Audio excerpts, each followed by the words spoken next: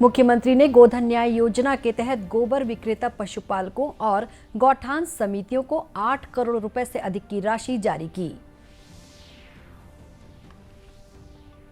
प्रदेश में हर्षोल्लास के साथ मनाया गया दशहरा। कवर्धा और अंबिकापुर में शाही परंपरा के अनुसार हुए कार्यक्रम।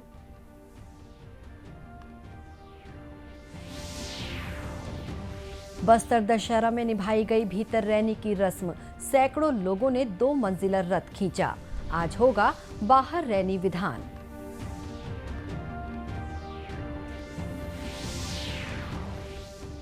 और 36वें राष्ट्रीय खेलों में आकर्षि कश्यप ने महिला एकल में जीता स्वर्ण।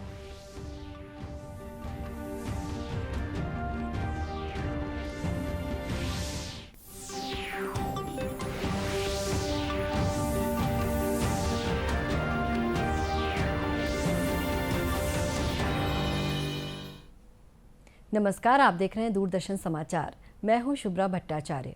अब समाचार विस्तार से।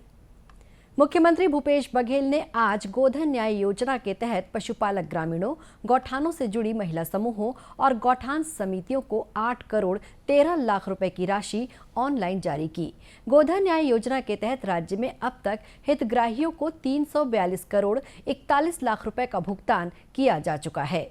इस मौके पर मुख्यमंत्री ने कहा कि राजीव गांधी किसान न्याय योजना सहित 3 योजनाओं की अगली किश्त 17 अक्टूबर को जारी की जाएगी ताकि किसान और मजदूर वर्ग धूमधाम से दीपावली मना सके।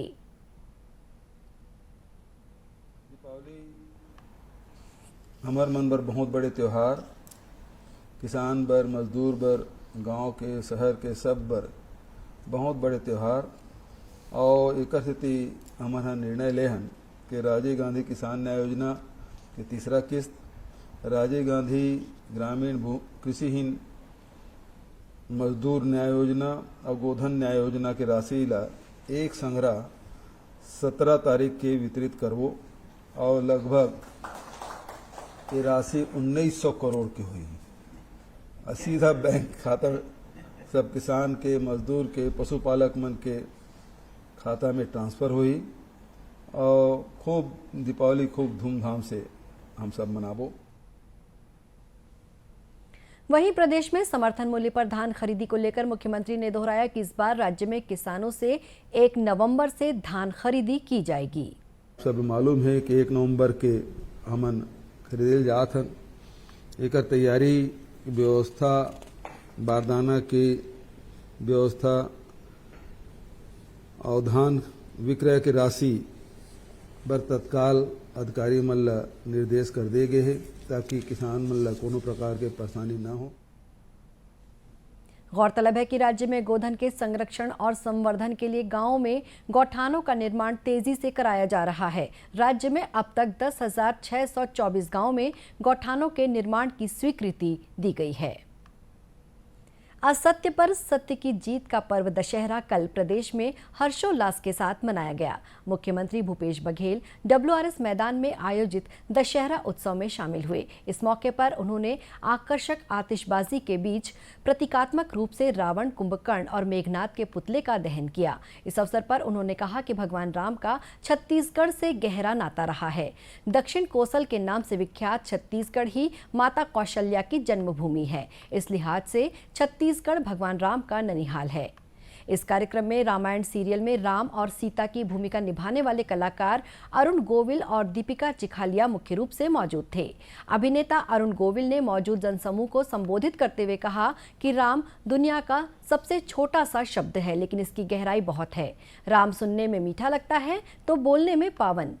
वहीं माता सीता के किरदार को जीवंत करने वाली अभिनेत्री दीपिका चिखालिया ने एक तरह से छत्तीसगढ़ को अपना ससुराल बताया।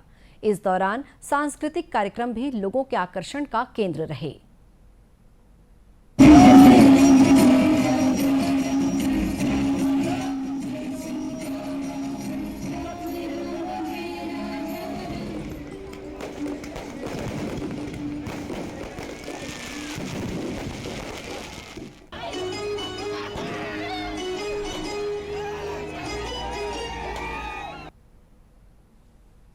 वहीं कवर्धा में दशहरा पर्व प्राचीन शाही परंपरा के अनुसार मनाया गया। पूर्व रियासत के राजा योगेश्वर राज सिंह ने कुलदेवी और देवता समेत नगर में मंदिरों में पूजा की। बाद में राज परिवार के सदस्य योगेश्वर राज सिंह और मैखलेश्वर सिंह शाही रथ पर सवार होकर महल के प्राचीन हाथी दरवाजे से निकले। एक अन्य रथ में भगवान श्री राम, लक्ष्मण और हनुमान बने बच्चों का रथ चल रहा था।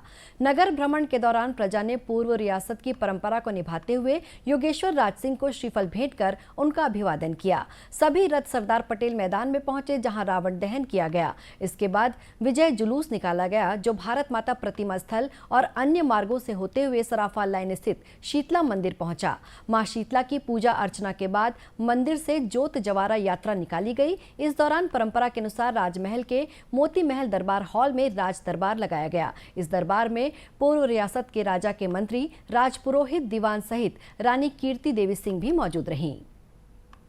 अंबिकापुर में भी दशहरा पर्व पर राजशाही परंपरा देखने को मिली। सरगुजा राज परिवार के वंशज और प्रदेश के स्वास्थ्य मंत्री टी.एस. सिंहदेव से विजयदशमी के दिन सरगुजा पैलेस में लोगों ने मुलाकात की। उन्होंने परंपरा अनुसार परिवार के सदस्यों के साथ गद्दी पूजन, शस्त्र पूजन, वाद्य यंत्र पूजन और द्वार पूजन के साथ कुलदेवी पूजन की परंपरा पूरी की। भगवान ना मानो तो पत्थर, परंपराएं हैं उनको मानिए तो आगे पीढ़ियों तक वो चलती हैं, और परंपराओं को छोड़ दीजिए तो ठहर जाती हैं। ये मान्यता के ऊपर होता है, हर व्यक्ति के मन में क्या भाव है। अगर वो चाहते हैं कि हम परंपराओं को जीवित रखें तो चलती हैं परंपराएं। महासमुंद जिले में भी दशहरा पर्व हर्षोल्लास के साथ मनाया गया। शहर के नए रावण भाटा मैदान में आतिशबाजी के बीच बुराई के प्रतीक रावण के पुतले का दहन कर असत्य पर सत्य की जीत का संदेश दिया गया। मुख्य मंच पर दिशा नाट्य मंच द्वारा प्रस्तुत रामलीला लोगों के आकर्षण का केंद्र रही। रावण दहन के बाद सभी ने एक दूसरे को सोनपत्र देकर विजयदशमी की बधाई दी। दशहरा पर्व में कल देश के अलग अलग जगहों में रावण का दहन किया गया, तो वहीं बस्तर में रथ की परिक्रमा कराई गई। बस्तर की आराध्य देवी मां दंतेश्वरी के छत्र को 8 पहियों वाले रथ में विराजित कर रथ की नगर परिक्रमा कराई गई। सैकड़ों लोगों ने मिलकर 2 मंजिला इस रथ को खींचा। उसके बाद परंपरा अनुसार बास्तानार और कोड़ेनार क्षेत्र के ग्रामीणों ने रथ को चोरी कर भीतर रहने की रस्म अदा की। ये परंपरा 600 से अधिक सालों से चली आ रही है।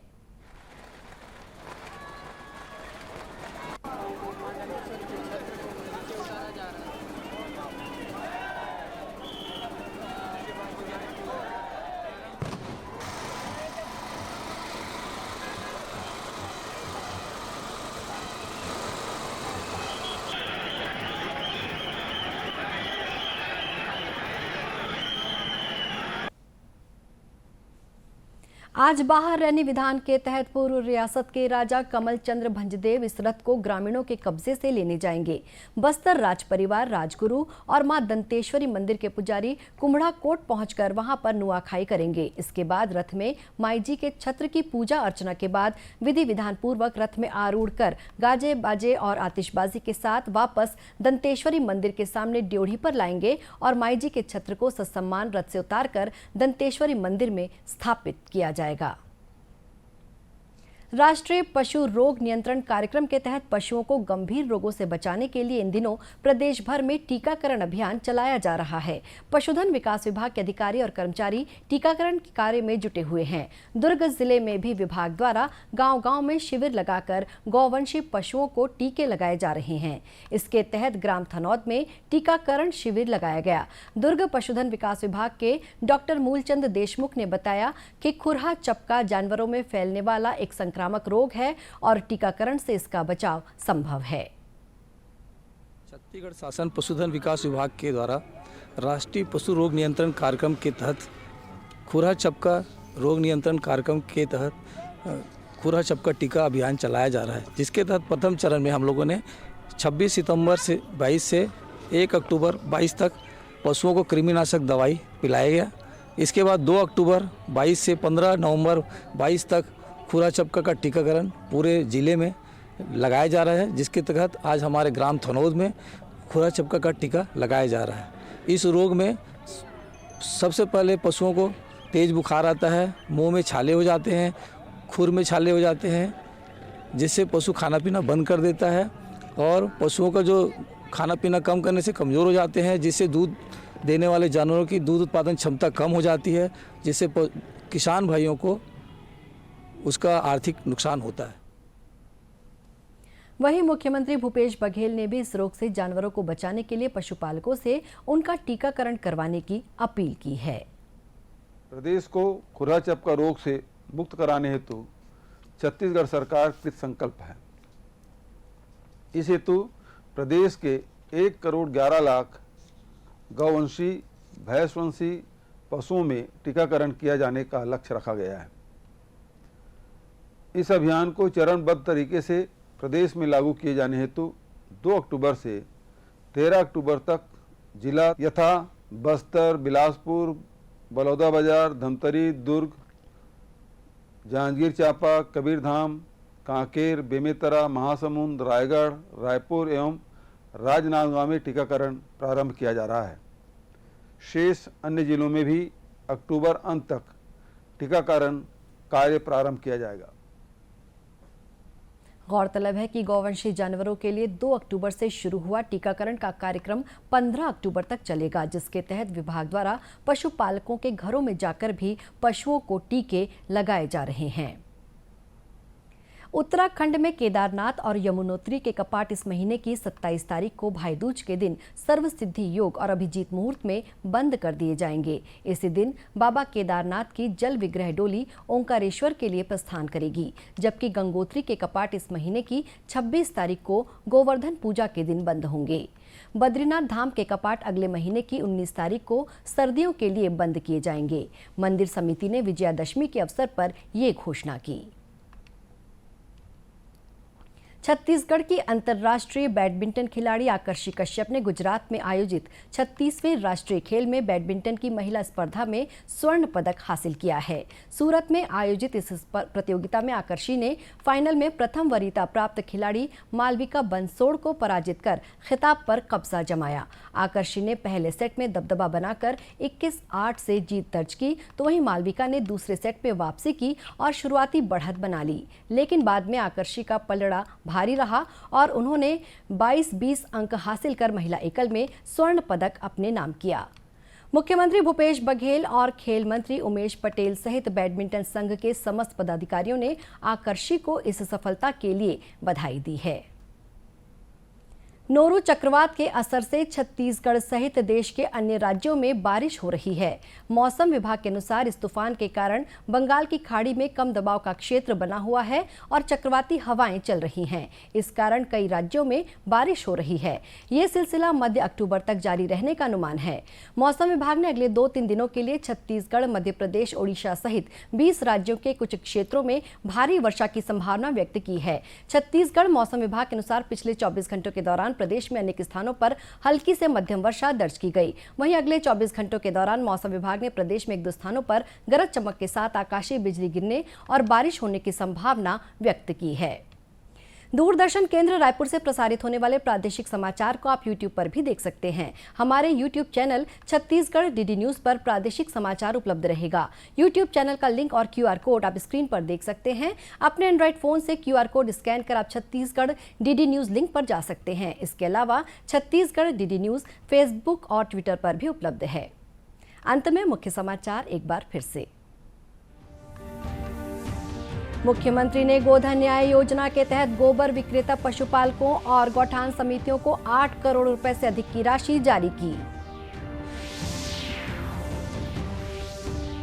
प्रदेश में हर्षोल्लास के साथ मनाया गया दशहरा। कवर्धा और अंबिकापुर में शाही परंपरा के अनुसार हुए कार्यक्रम।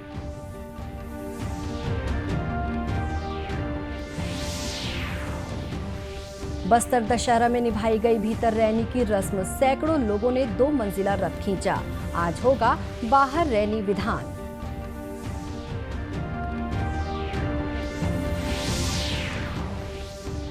और 36वें राष्ट्रीय खेलों में आकर्षि कश्यप ने महिला एकल में जीता स्वर्ण। इसी के साथ ये समाचार बुलेटिन समाप्त हुआ। नमस्कार।